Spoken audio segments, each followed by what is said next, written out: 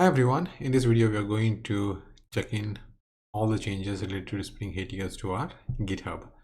For that, what we are going to do is we are going to go to our Git perspective, and here in the branches we have logging and Spring AOP. On that branch we made all the changes.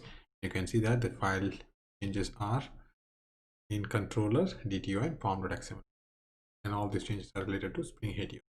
What we're going to do is first create a branch of this and name this as Spring Hateoas. Okay, and then I'll say finish. And on this, what I'm going to do is hit checked. So we are currently on this branch. Then going to add text for all these files. And you can also change, check the differences and all the changes that we made. All looks good. .xml we added. Okay, so now here we are going to add the message.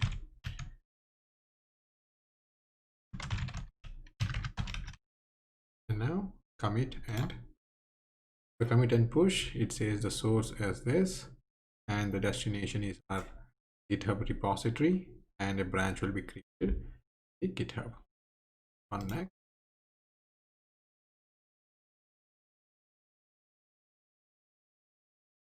Okay, so it's successfully pushed. Let's go to our GitHub and verify it.